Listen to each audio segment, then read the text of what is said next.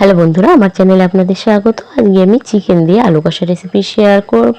কিছুটা তেল দিয়ে দিয়েছি, তেল গরম হলে এলাচ, তেজপাতা এবং পেঁয়াজ দিয়ে দিয়েছি। পেঁয়াজ 3টি কুচিয়ে দিয়ে দিয়েছি। পেঁয়াজটিকে ব্রাউন করে ভেজে নেব।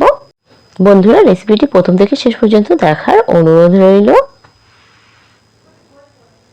পেঁয়াজ ব্রাউন করে ভাজা হয়ে আসলে অন্য মশলাগুলি আমি দিয়ে দেব। তো পেঁয়াজটা ভাজা হয়ে আসলে তারপর আমি এখানে আদা রসুন বাটার পেস্ট দিয়ে দিলাম। বাটা একসঙ্গে 4 চা চামচ পরিমাণে দেওয়া হয়েছে এবং পেঁয়াজের সঙ্গে কাঁচা লঙ্কা আমি এখানে 4 পিস দিয়েছি। লবণ পরিমাণ মতো দিয়ে দিলাম এবং হলুদ গুঁড়া 2 চামচ পরিমাণে দিয়ে দিলাম। এরপর জিরার গুঁড়া, মরিচের গুঁড়া, ধনিয়া গুঁড়া সমস্ত কিছু হাফ চা চামচ পরিমাণে দিয়ে দিলাম।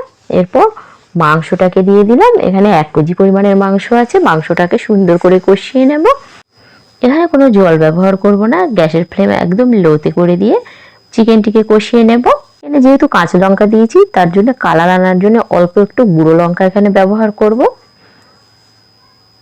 এটা এমনি রেড চিলি, তো রেড চিলি আমি অল্প একটু দিয়ে দিলাম, দিয়ে ভালো করে কষিয়ে নেব। বন্ধুরা, আমার এই রেসিপিটি ভালো লেগে থাকলে একটি লাইক দেবেন ও পরবর্তী নিত্য নতুন রেসিপি পেতে আমার চ্যানেলটিকে সাবস্ক্রাইব করবেন। বেল আইকন প্রেস করতে ভুলবেন না। ফেসবুক পেজ থেকে দেখে থাকলে পেজটিকে ফলো করতে ভুলবেন না।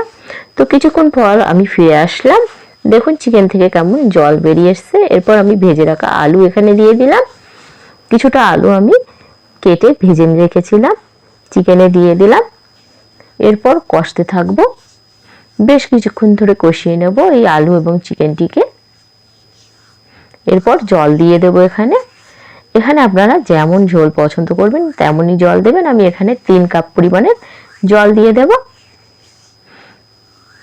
এরপর ঢাকনা চাপা দিয়ে কিছুক্ষণ পর আবার ফিরে আসবো বন্ধুরা। কিছুক্ষণ পর ফিরে আসলাম বন্ধুরা।